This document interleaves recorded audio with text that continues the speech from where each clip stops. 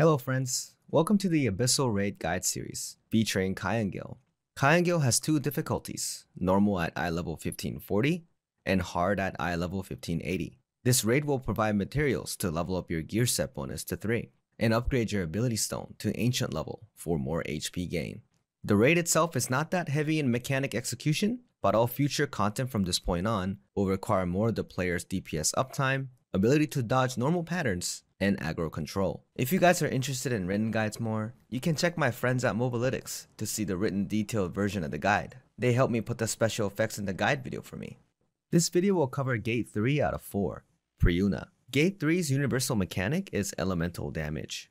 Priuna has fire, water, and grass elemental powers in her kit. These elements are counter to each other, like rock, paper, scissors. Fire is weak to water is weak to grass, and grass is weak to fire. During the fight, the gate will give you hints as well, as she teleports to the middle to spawn 3 different elemental turrets. These are to show an example how her mechanic works. As you can see here, the water projectile fired will slowly go across to neutralize the fire turret. If someone intercepts this, you will need to kill the turret yourself or it will explode afterwards. It is very important to understand the elemental strengths and weaknesses to understand her major mechanics throughout the fight. Priuna's first major mechanic is Elemental Blast. At around 60 lines, she'll teleport to the middle and shield herself. Then she'll spawn 3 elements on the reverse triangle position. She will fire the counter element of that turret 6 times. For example, since this turret is blue, water is weak to grass, so green projectile will be fired 6 times from Priuna.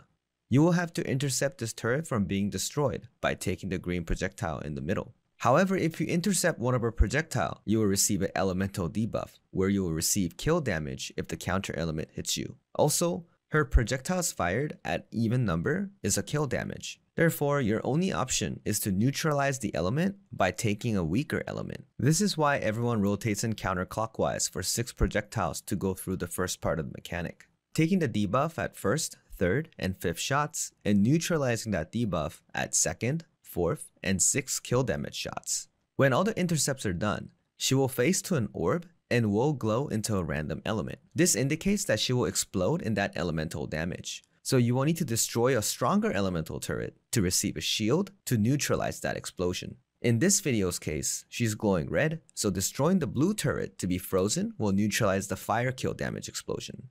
There are a lot of random deaths in this mechanic, so I've made a checklist to help you guys troubleshoot when you're progressing.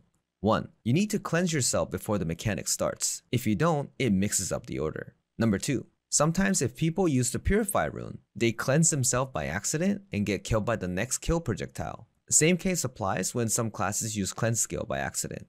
3. If you're too close to Priuna, the explosion radius sometimes bugs out to be too large to receive double element, which results in death. 4.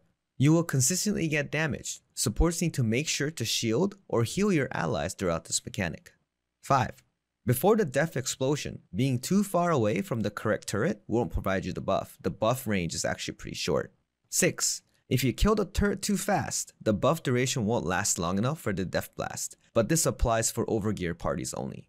Second major mechanic is a spacebar mechanic. You actually may see this mechanic first or right after the elemental mechanic. This is because the spacebar mechanic is based on time, while the elemental mechanic is based on HP bars. You will be frozen while Priuna does her dialogue. Afterwards, she will do a map wipe explosion of either cyan or black 4 times. The goal is to free yourself when she does the black explosion.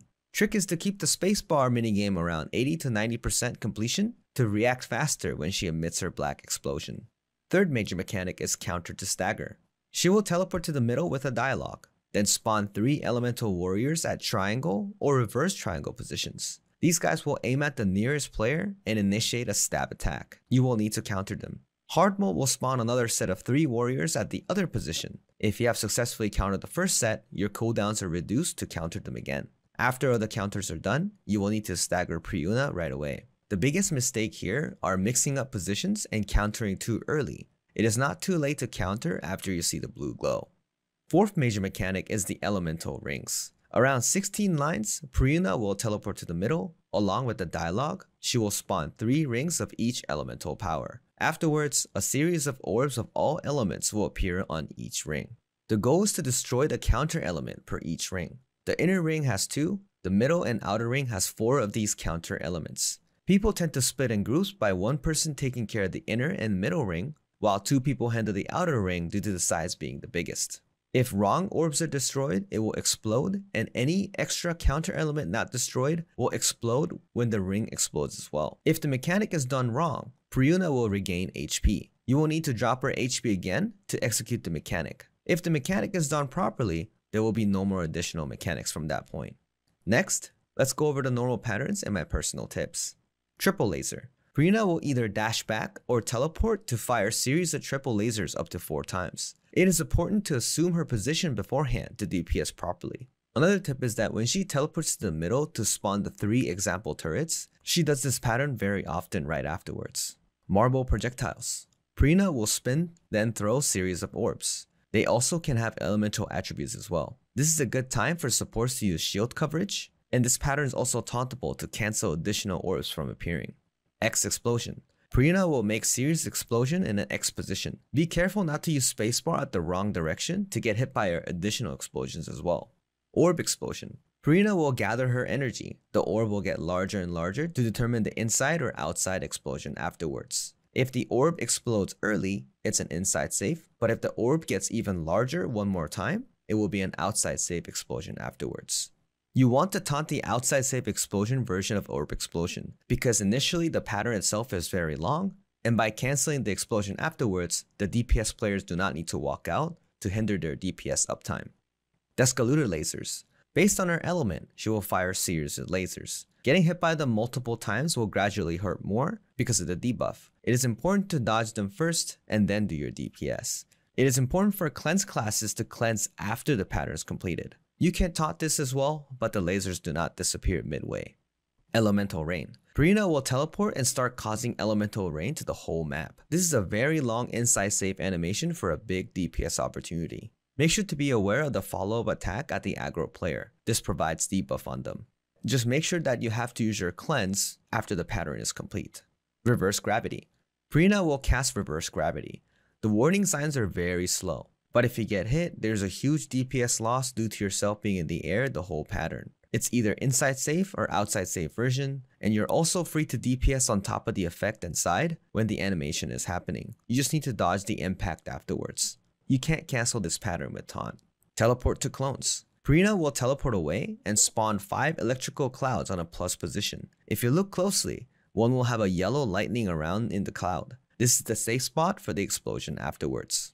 Elemental map-wide attack. Priuna will cast series of explosions everywhere on the map. This is a very long pattern, and unless there's a major mechanic, there's always a counter at the end. Be sure to expect a counter when you see these various warning signs everywhere on the map. Support's Awakening is also a great idea here, but be wary of the animation lock while casting it.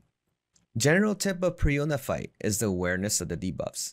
As long as cleanses are properly done in place, you will not have any issues failing her mechanics. As for supports, be sure to keep on using the Awakening shields during our larger AoE attacks. If debuffs stack up quickly, massive damage tends to register without warning. Attack buffs are generally done in any of the longer casting patterns like Orb Explosion, Reverse Gravity, and Elemental Rains.